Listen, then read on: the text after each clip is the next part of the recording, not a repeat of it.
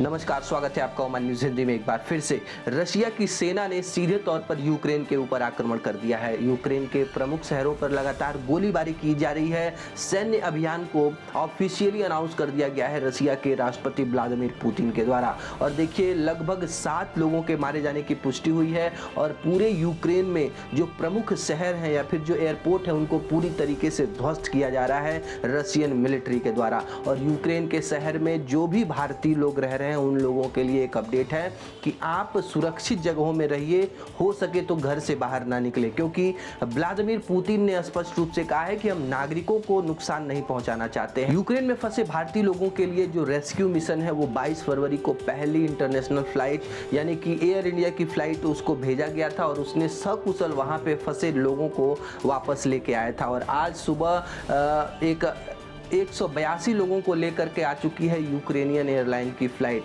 और सभी लोग पूरी तरीके से सुरक्षित हैं। लेकिन जो एयर स्पेस है उसको बंद कर दिया गया है। यूक्रेन की जो वायु सीमा है उसमें किसी भी कॉमर्शियल प्लेन के जाने की अनुमति नहीं है। यदि कोई प्लेन इनकी वायु सीमा में घुसेगा तो वो पूरी तरीके से डेंजरस हो जाएगा। हालांकि एयर इंडिया का दूसरा विमान आज रवाना हुआ था, लेकिन वहाँ पे युद्ध के हालात की वजह से ये वापस आ गया है।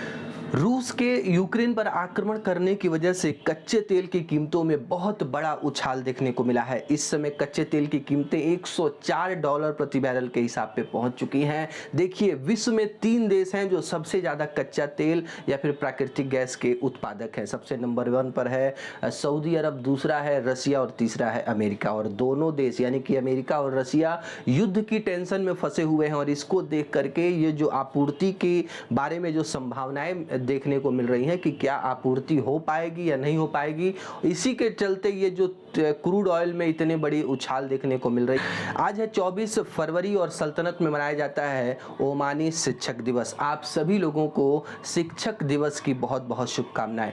स्वास्थ्य मंत्रालय ने पिछले 24 घंटे के अंदर 974 नए कोविड मामले दर्ज किए हैं। किसी की भी मृत्यु सल्तनत में नहीं हुई है। सल्तनत में दर्ज कुल मृत्यु का आंकड़ा 4238 पे रुका हुआ है। जो लोग ठीक हो गए उनकी संख्या 95.2% की रिकवरी रेट लगातार दर्ज की जा रही है। पिछले 24 घंटे के अंदर 46 लोगों को हॉस्पिटल में एडमिट कराना पड़ा है।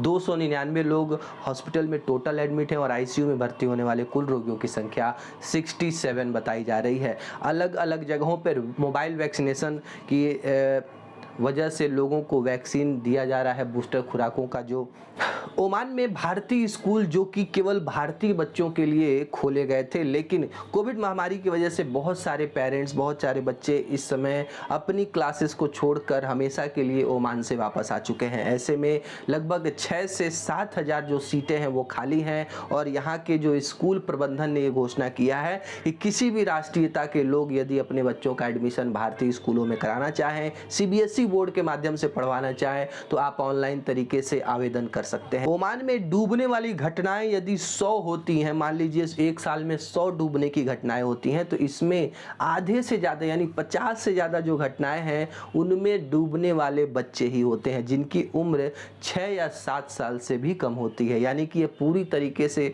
स्पष्ट है कि जो भी पेरेंट्स बच्चों को लेकर के बीच पे, स्विमिंग पूल में, तैरने वाली जगहों पे ले जाते हैं, उनके लापरवाही का नतीजा है कि बच्चे लगातार डूबने की वजह से अपनी जान गंवाते आ रहे हैं। सुल्तान काबूस विश्वविद्यालय के 4 शोधकर्ताओं ने ये एक रिपोर्ट प्रकाशित की है जिसमें बताया गया है कि यदि पेरेंट्स चौकन्ने हो, पेरेंट्स जागरूक हो, तो डूबने वाली घटनाओं को कम किया जा सकता है। देखिए, मस्कट नगर पालिका जब भी किसी व्यक्ति को घर रेंट पे देती है तो ये अवश्य ध्यान रखती है कि यदि वहाँ पे प्रवासी रहते हैं तो आसपास के जो आवासीय इलाकों से वे घर दूर हो। यानी कि आवासीय घरों में जहाँ पे फैमिलियाँ रहती हैं वहाँ पे प्रवासियों को घर नहीं दिया जा सकता है। मस्कट नगर पालिका ने सीब के विलायत में एक आवासीय घर पर छापा मारते हुए बड़ी मात्रा में प्रवासियों को यहाँ से गिरफ्तार किया है। देखिए, लोक अभियोजन और रॉयल मान पुलिस की मदद से यहाँ पे छापे को अंजाम दिया गया और यहाँ के मालिक के ऊपर जुर्माना लगाया गया है, क्योंकि